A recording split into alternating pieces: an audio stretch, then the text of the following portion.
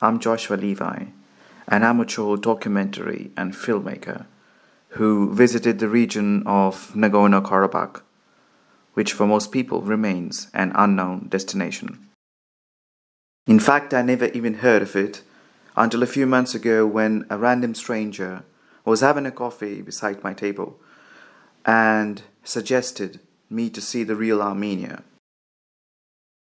Having arrived in the region, I realized the distinct lack of media attention around this region, including unexplored areas in NKR, and decided to make a documentary highlighting the lives of the people in this region. Bazuni is a small village located at the southwest of Armenia, shown as a tiny dot on Google Maps. The village is not easily accessible from Yerevan due to bad road infrastructure in most sections. Նախ ողջունում եմ ձեր այցը սահմանամերձ Բարսունի բնակավայր։ Ես Բարսունու վարչական ղեկավարն եմ։ Նու նորմալ է արդեն մենք գնալու տեղ չունենք, ոնց որ մեր հայրենիքն է, ուր գնանք։ Մանավանդ մեր տարածքում նորմալ է։ Նու մեկ-մեկ կրակոցներ լինում են, բայց ամեն ինչ նորմալ է։ Առայժմ ես ունեցել ենք 93 թվականին, բայց Կարմիր խաչի օգնությամբ հետ են եկել։ Խորհրդային տարիներին ինձ ա եղել, որ շատ մոտիկություն ա եղել, գնալ գալ ա եղել, մեր հիմնական առևտուրը եղել է Նախիջևանում։ Մեր հիմնական առևտուրը մարդիկ արել են Նախիջևանից, որովհետև ավելի հարմար, ավելի մոտիկ Նախիջևանն էր։ Այն ժամանակ նորմալ հարաբերություններ ա եղել։ Ես չեմ կարծում, բայց ես անձամբ ես եւ շատ շատերը շատ ուրախ կլինեին, որ այս պատերազմները չլներ, մարդկային զոհերը չլներ եւ ամեն ինչ խաղաղ լիներ։ Դու կառավարությունը փոխվեց, հիմա մենք կարծում ենք, որ ամեն ինչ կփոխվի եւ շատ շատերը կվերադառնան հայրենիք։ While leaving the village, we drove past an Armenian army truck whose soldiers are rotated around the front line in order to avoid being compromised by the Azerbaijan army.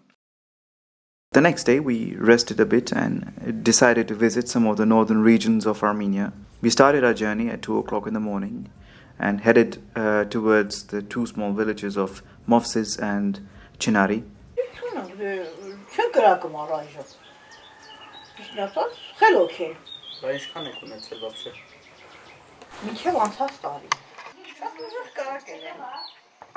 At Chinari, I was lucky enough to interview some of the Armenian soldiers.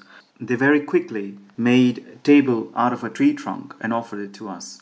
I was kind of shocked by their hospitality. I mean, when was the last time you had a coffee nearby the firing line? Additionally, some of them even know Azeri people from the other side. Unfortunately, I wasn't able to visit the front line directly, mainly because it's too dangerous to go there. They informed me only a few days ago an Armenian soldier was shot by an Azeri sniper.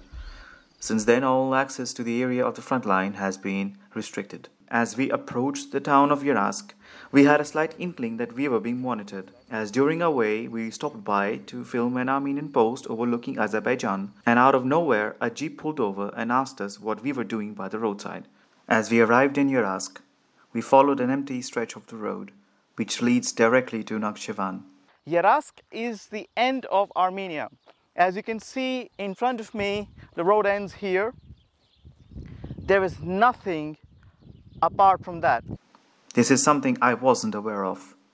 To make it even worse, both armies of Armenia and Azerbaijan face each other at a very close distance. The Azeri army on the hilltop and the Armenian army at the bottom of the hill. Despite the sensitivity of this area, there is hardly any road sign which informs anyone of the danger which lies ahead. Getting a journalist visa to NKR wasn't easy. The next morning, our journalist visa was finally approved. That night, we started our journey to NKR via the Road of Chance and arrived at that stretch of the road at 4 o'clock in the morning. As we approached that particular stretch of the road, we were greeted by a road sign, which shows a red circle and a detour. While most people might confuse that red circle for a road construction sign, in fact, it's a warning sign of sniper fire from the Azeri side.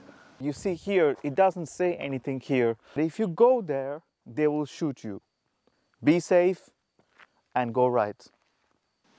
We entered Stepanakert, which is the capital of Artsakh or NKR, around 2 p.m. in the afternoon. We visited the foreign ministry, where we were handed our journalist visas.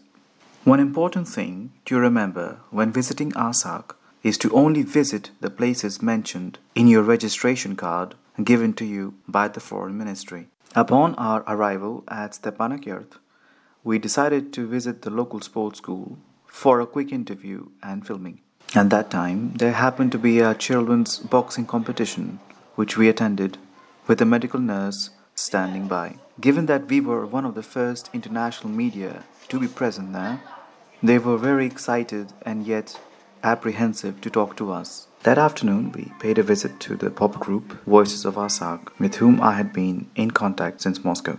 You know, Voices of Artsakh have so much songs about Artsakh. Right. About Artsakh, and the people here Right. like so much these songs because it's about our country, about our power, and about happiness, about joy, about future. My name is Misha. I'm very happy to see you. I was participated in New Wave and Eurovision. At New Wave, my place is second. I take second place, but in Eurovision, my place is sixth one. The next day, we visited the town of Shushi, which bore the brunt of the Armenian-Azerbaijan war between the years 1991 to 1994. In Shushi, we were invited by the local arts and dance center, where the children, teenagers, and adults learn about handicraft design, dancing and painting. Մենք գտնվում ենք Շուշիի մանկապատանեկան ստեղծագործական կենտրոնում, ուրեմն ասեմ, որ սա ստեղծագործական աշխատանքների կենտրոն է, մենք տարիներ շարունակ, երբ որ գտնվել ենք Ադրբեջանի կազմի մեջ, չենք կարողացել, մեր սերունդը չի կարողացել ազգային մշակույթը, արվեստը սովորել եւ դպրոցներում անցնում էինք ադրբեջանական պարը, երգը, պատմությունը եւ այլն։ Հետո, երբ որ արդեն Արցախը ազատագրվեց, արդեն այստեղ մանուկները հնարավորություն ստացան զբաղվել արդեն հայկական ամեն ինչով, արվեստով, մշակույթը զարգացնել, ազգայինը եւ այստեղ հենց այդ գործով ենք զբաղվում։ Մանկապատանեկան կենտրոնում երեխաները դպրոցը դասերը ավարտելուց հետո, կեսօրից հետո ուրեմն պարապմունքները սկսվում է, խմբակներ են գործում տարբեր տեսակի, 24 անուն 31 խմբակներ են գործում եւ այդ խմբակներում երեխաները կարողանում են իրենց ազատ ժամանցը անցկացնել օգտավետ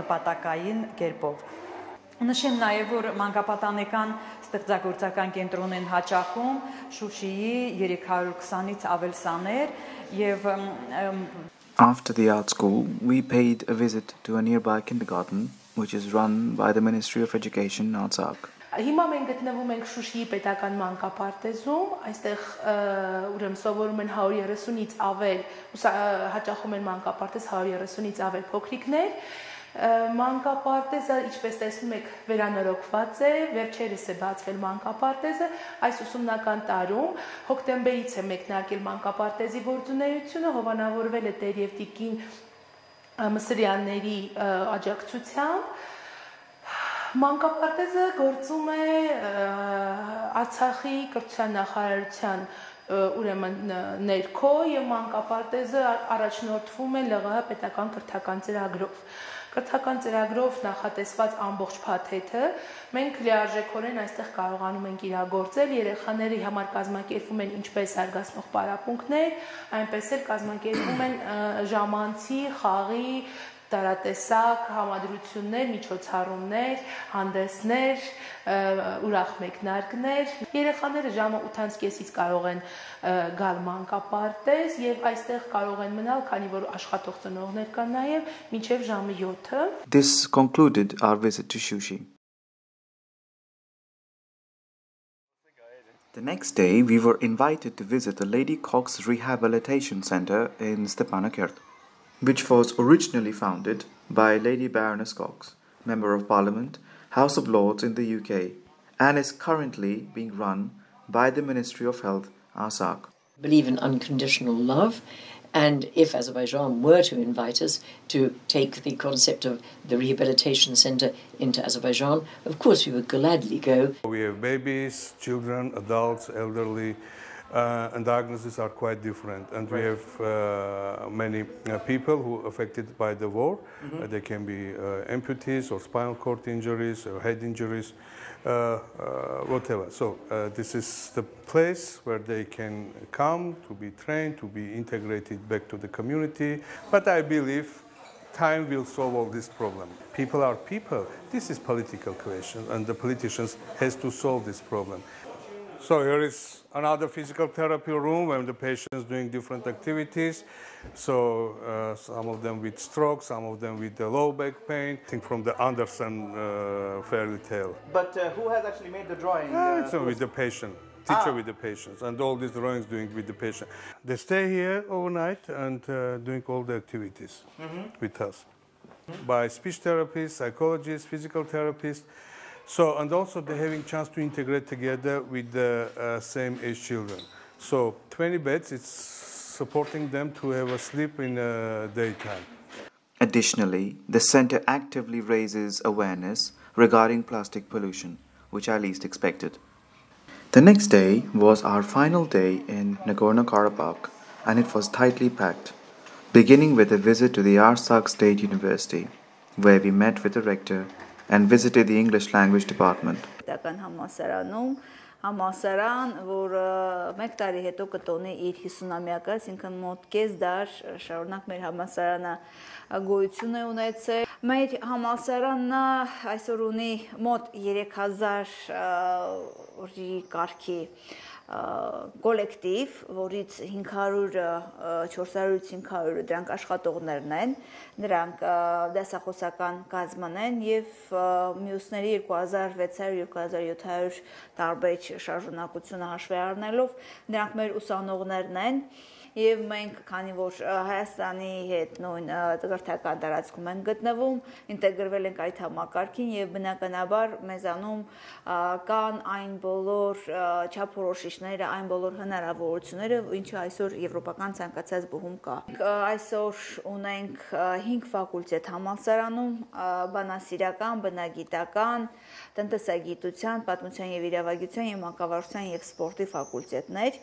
Երբեմն դիպլոմի հետ կապված խնդիր առաջանում է, ընդ որում առաջանում է այն համալսարաններում, այն միջավայրերում, որտեղ կան ադրբեջանցիներ։ Մենք իհարկե ունենք համագործակցության շատ հնարավորություններ, մենք ունենք շուրջ 35 պայմանագրեր աշխարհի տարբեր համալսարանների հետ։ Իհարկե այս պայմանագրերից շատերը նաև մենք ունեցել ենք դժբախտաբար դառը փորձեր, երբ այս կամ այն համալսարանը պատրաստ չէր մեր քաղաքական կարգավիճակը հաշվի առնելով մեզ հետ համագործակցել, ինչը իհարկե մեր կողմից չի ընդունվում, չի ընկալվում, որովհետև մենք գտնում ենք, որ կրթությունը պետք է լինի առանց սահմանների, յուրաքանչյուր մարդ լինի դա հայ, ադրբեջանցի, ռուս, չգիտեմ, ֆրանսիացի, նա պետք է կարողանա իր կրթական իրավունքը իրացնել լիարժեք եւ վերվում է օտարերկրացիների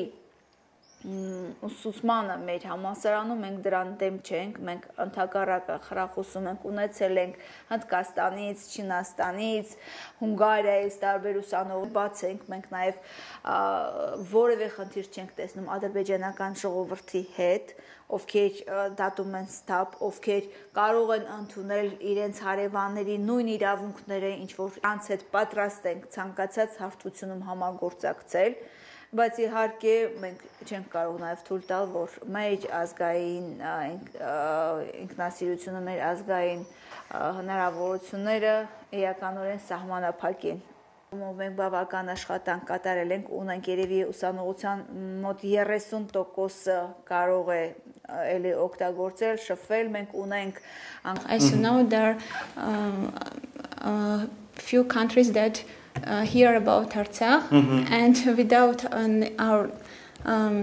students, our future generation, and it will be too difficult to introduce Artsakh as my major is political science, I will be with great pleasure work. And we know that Azerbaijan is authoritarian country, state, and there is no human rights and there is no freedom of speech. If they will come from the side of Azerbaijan, would that be a problem for you? No, if he will respect our values, our history, our country, there is will no problem. And they don't, they shouldn't accept any information that the government. After the university, we headed straight towards the airport to witness the air show. We were allocated VIP seats and traveling permits on the ground. Ստեփանակերտ аэропորտը որոշում են ընդունել, որ շինարարություն տան 2008 թվականին։ Կառավարությունը որոշում է ընդունել, որ Ստեփանակերտում պետք է նոր аэропորտ ստեղծեն 2008 թվականին։ 2010 թվականին արդեն օդանավակայան սա պատրաստ էր ու 2011 թվականին սա աշխատակազմով, սա օդանավակազմով արդեն աշխատում էին։ Այդ 2011 թվականին բոլորովին պատրաստ էինք, մենք արդեն թռիչքներ կատարեինք։ Առաջի մասը գնում է չեկինգի մաս։ Այսինքն մարդիկ գալիս են, անցնում են ու ստեղից գնում է չեկինգը։ Չեկինգը անցնում է իրանց տոմսերը։ Ոնց տեսնում եք, սա նորմալ սարքավորումներ է, սա վերջի բանի սարքավորումներն է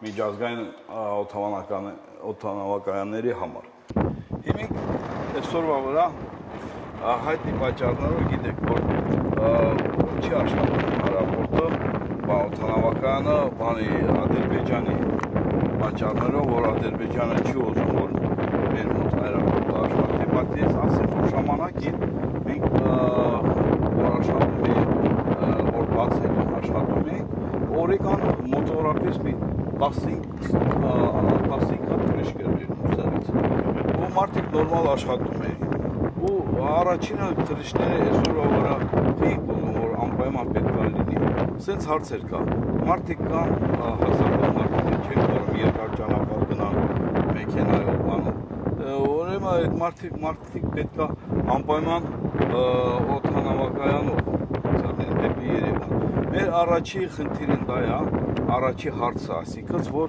սկզբից մեր ռեյսերը լինի Հայաստանի հետ, Երևանի հետ։ Այդ ինչքան ինֆորմացիա կա Ղարաբաղի, Արցախի մասի, գարակ ստեղ գտնեք։ Մենք հետո նայում ենք տարբեր լեզվով, անգլերեն, ռուսերեն, հայերեն։ It was for the first time we saw the airport coming to life, with planes taking off and landing, taxiing down the runway, only realizing that after this event the airport will be frozen again.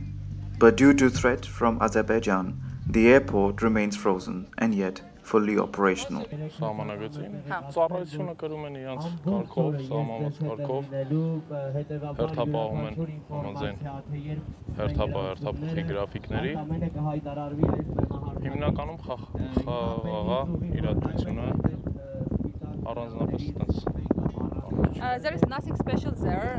There is military, everyone doing their jobs, and they have their everyone doing their job, and there is nothing special to it.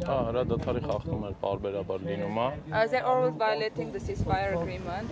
Because that side said, the people from the Azerbaijan said that it's these guys who Azerbaijanis միշտ ասում են, որ մենք ենք առաջինը սկսում, այդ դա ճիշտ է։ No, it is not existing. Every time they are violating the ceasefire, they are all the time shooting to us.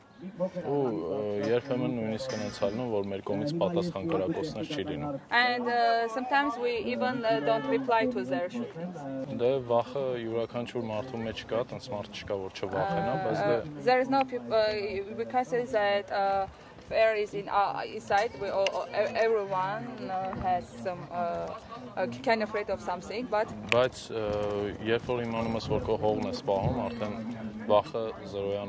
if you know you are keeping your land, you can be afraid, and that's it. Ասում դու սիրում ես բոլորին, անգամ եթե ինքը հակառակ կողմից լինի, դու իրան համար հոգ կտանես, ինչ որ մնացածի համար ես անում։ Մարդը մնում է մարդ ու մարդասիրական իրավունքները իմ կողմից ընդունվում է, ոչ ռասիզմն եմ ընդունում, ոչ էլ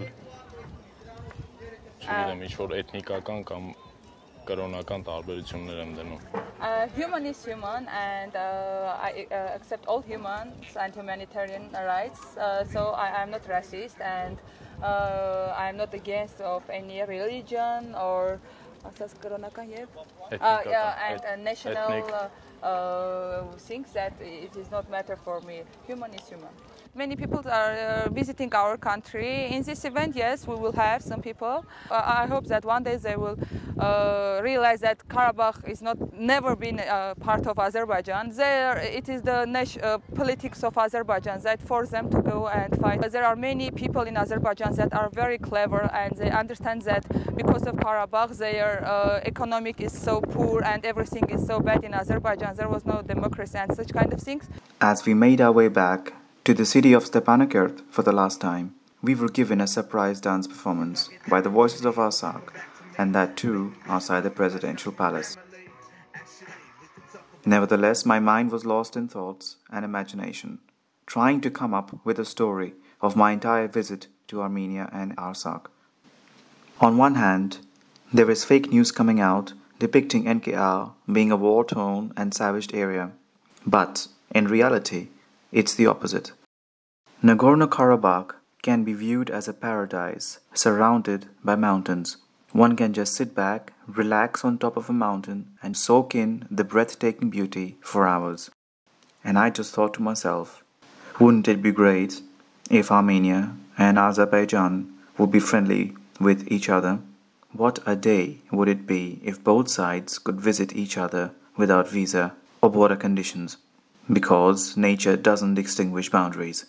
Sometimes a road can carry on from Armenia to Azerbaijan, only to be met with security and border checkpoints. Sadly, the government of Azerbaijan automatically blocks entry to Azerbaijan mainland if anyone would visit NKR or Arsak, which I realized only later. Additionally, to my knowledge, it's very difficult or almost impossible to inform the government of Azerbaijan and then visit the region of NKR, as it's almost never allowed, and any Armenian by descent is automatically banned from the country. I have written to the Azerbaijan authorities requesting access to their site, as they have said in an email sent to me, we respect international and impartial journalism, but then on the other hand, they block journalists from visiting the other side. Not quite sure how that works out. I really hope one day in my lifetime I can visit it, to give a voice to the ordinary Azerbaijanis for their voice to be heard regarding this matter.